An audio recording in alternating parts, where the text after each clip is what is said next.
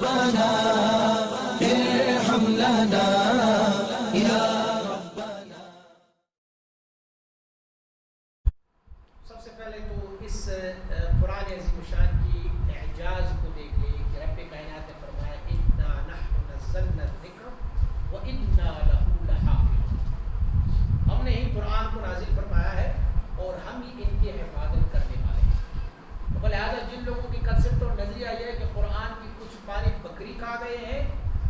وہ ان کا نظریہ غلط ہے، کیونکہ رب جس چیز کی حفاظت کی ذمہ داری اٹھاتے ہیں وہ بکری اس کو نہیں کھا سکتے. اللہ کے انبیاء علیہم الصلوات و تسلیمات جو اتنے برگزیدہ بندے ہیں اللہ رب العزت کے، ان کی اجسام کو اللہ رب العزت نے حیوانات اور زمین سے محفوظ فرمایا. زمین کو یہ قوت نہیں ہے کہ ان کے اجسام اور اجساد کو وہ نقصان پہنچائے، حیوانات کو نہیں. آپ نے یوسف علیہ نبی علیہ السلام کے واقعے کو پڑھا ہوگا، سنا ہوگا. حضرت یعقوب علیہ نبی علیہ السلام نے فرمایا کہ اللہ کریم نے حیوانات پر اور زمینوں پر انبیاء کے اجساد کو مسخ کرنے یا ان کو کھانے سے اللہ پاک نے محفوظ رکھا. تو قرآن بھی اللہ کا کلام ہے اور رب کائنات اس کی خود حفاظت فرما رہا ہے. اقرأ باسم ربک الذی خلق، یہ قرآن عظیم الشان کی پہلی آیات یا پہلا سورہ جو نازل ہوا ہے، یہ مسلم بات ہے. لیکن یہ جو قرآن عظیم الشان میں ہم سورہ فاتحہ کو ابتدا میں رکھتے ہیں، الحمدللہ کو رکھتے ہیں، اس کو نمط اور طرز دینے والی ذات سیدنا عثمان ابن عفان رضی اللہ تعالیٰ عنہ. حضرت عثمان رضی اللہ تعالیٰ عنہ نے ان سارے مصاحف کو، یہ یاد رکھیں کہ عثمان رضی اللہ تعالیٰ عنہ نے سیکنڈ بار، دوسرے بار قرآن عظیم الشان کو جمع فرمایا. پہلی بار قرآن عظیم الشان کو جمع فرمانے کا کام سیدنا ابو بکر صدیق رضی اللہ تعالیٰ عنہ نے فرمایا. ابو بکر صدیق رضی اللہ عنہ نے جن صحابہ کرام کے پاس جو بھی خزانے تھے آیاتوں کی، جو بھی خزانے تھے سورتوں کی صورت میں، وہ ساروں کو حضرت ابو بکر صدیق رضی اللہ عنہ نے جمع فرمایا اور جمع فرمانے کے بعد ان کو ایک کتاب کی شکل دے کے ان کو رکھا. لیکن حضرت ابو بکر صدیق رضی اللہ عنہ کو جو بھی سورہ اور آیات پہلے ملے اس نے اسی کو اسی طرز میں رکھا. جب حضرت عثمان ابن عفان رضی اللہ عنہ کا دور آیا، حضرت عثمان رضی اللہ عنہ نے دیکھا کہ اس قاری صاحب نے جو قرآن عظیم الشان کو حفظ کیا ہوا ہے، ان کے پاس قرآن عظیم الشان ایک طریقے اور طرز سے تھا، دوسرے حافظ کے پاس دوسرے طرز سے تھا، تیسرے حافظ کے پاس یمن میں کسی کے پاس کس طرز میں تھا اور شام میں کسی کے پاس کس طرز میں تھا، اور مکہ معظمہ میں کوئی اور طرح. ایک صحابی جس نے قرآن عظیم الشان کو حفظ کیا ہوا تھا ایسے حفظ کیا ہوا تھا. جب بارگاہ رسالت میں وہ جہاں تک موجود رہے، ان کو جو آیتیں نازل ہوتی رہی وہ حفظ کرتا گیا، اور جس نمط اور طریقے میں آیت نازل ہوتی اس نمط اور طریقے سے وہ حفظ کرتا گیا. تو کچھ صحابہ کرام کو 15 پارے حفظ تھے، کچھ کو 10 پارے حفظ تھے، کچھ کو 30 پارے حفظ تھے، جو آج کل ہمارے جو حضرت عثمان رضی اللہ عنہ اس کو پاروں میں. اس میں امت مطہرہ میں بہت زیادہ اختلاف پیدا ہے، اور جب اختلاف پیدا ہوا تو حضرت عثمان رضی اللہ عنہ نے اس ضرورت کو محسوس کی کہ ان سارے قراء حضرات کو بلا کے ان سارے مصحفوں کو جو جہاں پڑھا ہوا تھا، جو کسی نے کسی پتھر پہ لکھا ہوا تھا، کسی نے کسی چمڑے پہ لکھا ہوا تھا، کسی نے کاغذ کے ٹکڑے پہ لکھا ہوا تھا، کسی نے دیوار پہ لکھا ہوا تھا، ان ساروں کو اکٹھا کر کے حضرت عثمان رضی اللہ عنہ نے صحابہ کرام کے اکابر کو بٹھایا اور پھر ساروں سے کوشش کی کہ آپ کو معلوم ہے یہ آیت کب نازل ہوا،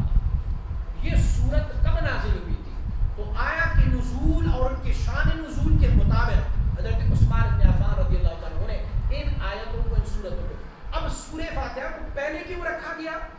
اس میں حضرت عثمان رضی اللہ عنہ کی اور صحابہ کرام کی ایک خصوصیت تھی، چونکہ قرآن عظیم الشان کے اس سورے کو ہم 5 وقت نماز کی ہر رکعت میں پڑھتے ہیں، اور قرآن عظیم الشان کی اس سورے کو فاتحہ کہا جاتا ہے، بلکہ اس سورے کے 99 نام ہیں، 99 نام ہے. اس لیے اس سورت کو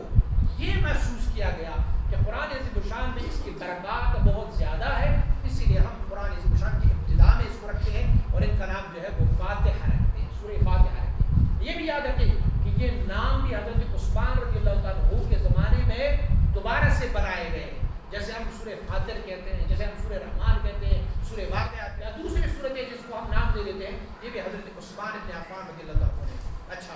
تو صحابہ کرام میں جو قراء حضرات تھے انہوں نے کس ترتیب سے قرآن عظیم الشان کا حفظ کیا تھا؟ ان کو جو بھی آیت ملتی رہی اسی آیات کو پچھلے آیت سے ملاتے رہے اور اسی ترتیب سے انہوں نے قرآن عظیم الشان کا حفظ کیا. حضرت عثمان رضی اللہ عنہ نے جب اس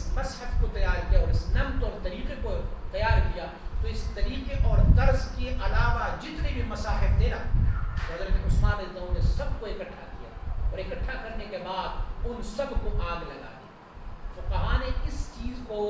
نوٹ کیا ہوا ہے کہ بھائی قرآن عظیم الشان کی پاروں کو، حروف کو، کلمات کو آگ کیسے لگائی جائے. تو فقہاء نے لکھا ہوا ہے کہ اس آگ لگانے کی بھی ایک حکمت تھی کہ اگر وہ دفنا دیتے تو میں بھی کچھ عرصے بعد اگر وہ وہاں سے برآمد ہو جاتا تو امت میں پھر بھی اختلاف ہو جاتا. اگر اسے پانی میں بہایا جاتا تو میں بھی کہیں سے وہ پانی سے دوبارہ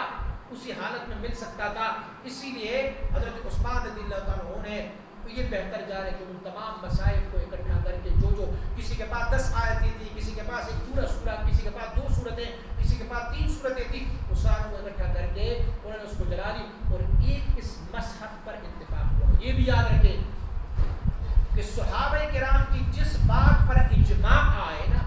اجماع وہ دین کی ضرورت اور اثر بن جاتا. اجماع اسی پر آیا تھا کہ قرآن عظیم الشان کو اس طرز اور اس طریقے سے تمام صحابہ کرام نے قبول فرمایا تھا، فلہذا یہ نمط اور طریقہ بھی یہ اب قرآن کی اصل شکل بنی ہے. اور ایک دوسرا زاویہ بھی اس کا ہم